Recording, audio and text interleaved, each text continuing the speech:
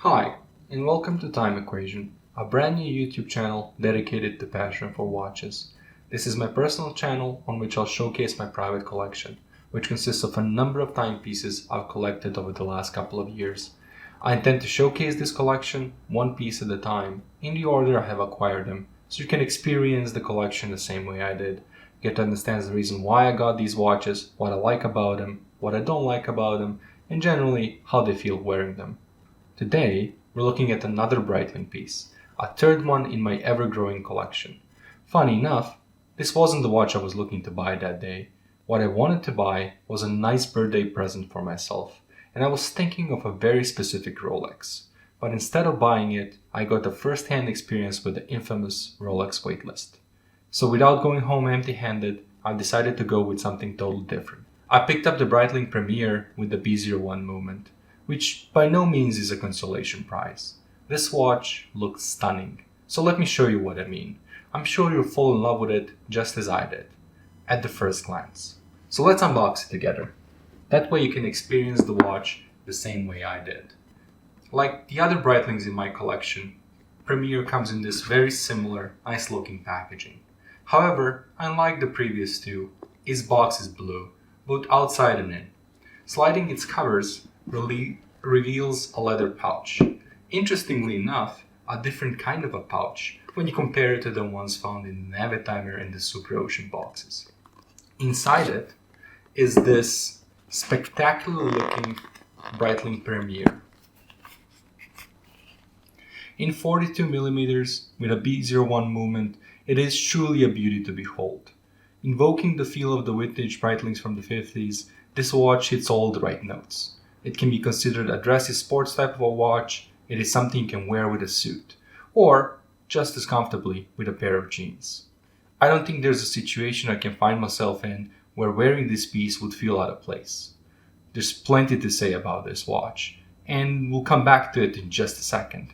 Let's first look at the rest of the box contents. You'll find that they're quite similar to the other Breitling boxes. There's of course this small cardboard piece which holds the pouch in place, and below it, as before, there's some leather-bound paperwork for the watch.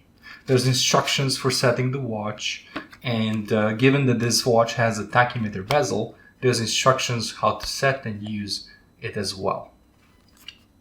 Below that, there's the cost certification, which this time is in blue. It confirms that the movement has passed rigorous testing and that it is a certified chronometer, that its accuracy is between -4 and +6 seconds a day.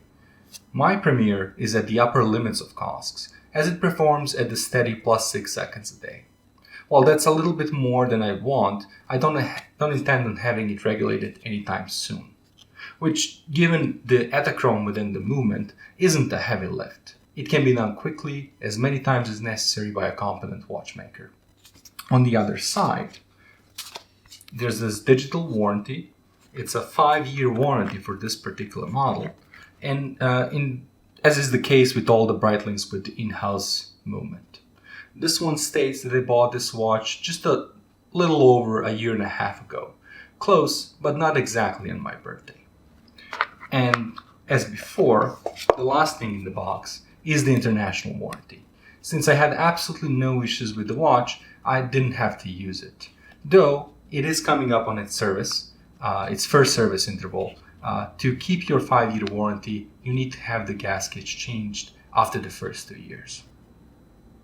Just below the step sapphire glass, you'll find the matte white dial, and it is contrasted by the black chronograph subdials on the 3 and the 9 o'clock positions. Color and color distinction means that the movement inside is an in-house movement.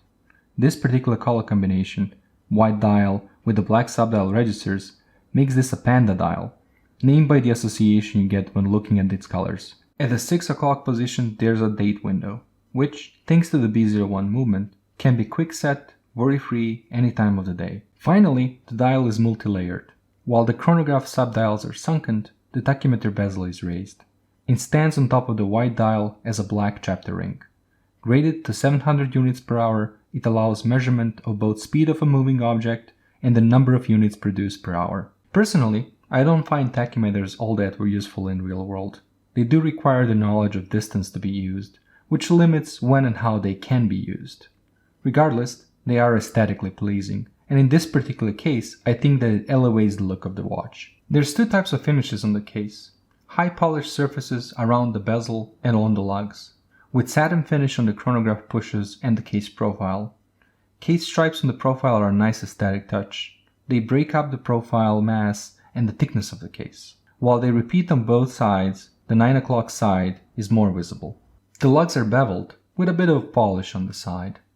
Quite a bit evocative of the Omega Speedmaster, and coincidentally, with its dimensions, the Premier wears quite similar to the Speedmaster Professional Moon watch. The distance between the lugs is 22 mm, which gives the watch a nice, modern, and a broad stance across the wrist. The crown is quite distinctive. It is signed with the Breitling's B logo. Its edges are unique and sharp. It's been designed specifically for the new Premier line. I think that it is so distinctive that I could recognize it even with a blindfold. Next to the crown, there are two rectangular chrono pushers. You can find both satin and polished finishes on them, and they are a pleasure to use, thanks to the B01 movement inside the case, which you can see as it is displayed on the other side. Protected by another sapphire glass, you can see the movement, which, while being machine finished, is still an impressive sight. Breitling signature is on the rotor. You can see the column wheel and the balance wheel if you spin it around. B01 is a vertical clutch column wheel chronograph, and this particular dial combination allows timing of events up to 30 minutes in length. Chronograph function is a joy to use due to the crisp actuation sound it produces. B01 is by far my favorite chronograph type, and I have a few different chronographs in my watch collection. Finally, the movement operates at 4 Hz, beating 28,800 times an hour, and it rests on top of 41 joules, keeping its overall accuracy high. The strap is made out of alligator leather. Being black, it completes the look of the watch. And, even though they say you shouldn't buy the watch just because of the strap, this one certainly helps sell the look. In fact, Breitling loves this watch just as much as I do, as they've chosen it as the face of their 2019 collection. You could have seen this watch plastered around the airports and the Breitling boutiques just around everywhere. With good reason. It is just so photogenic. For a time, my collection consisted of a Navitimer, Super Ocean, and this Premier. And as the summer was quickly approaching, I've decided to buy a bracelet for this Premier as well.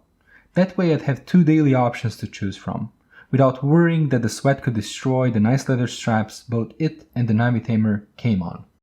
The Premier is an amazing watch. I enjoy wearing it in the fall and during the winter on its alligator strap, while during the summer I find it a perfect wear while it's on its metal bracelet. Regardless of what the occasion is, Breitling Premier is always the right choice. Elegant in the evening and sporty during the day. I simply love its versatility. This is the 3rd Breitling watch I ever bought. It was clear at this point that I have a passion for watches, and that I won't settle by having just a few pieces. Following this one, my collection grew rather quickly. Every few months I'd buy a new watch that was different from the last. Today, my collection stands at 12 pieces, each with its own story and a set of quirks. I invite you to follow my watch collecting journey by subscribing to my channel. That way you'll get notified and discover the watch I've chosen next. Until then.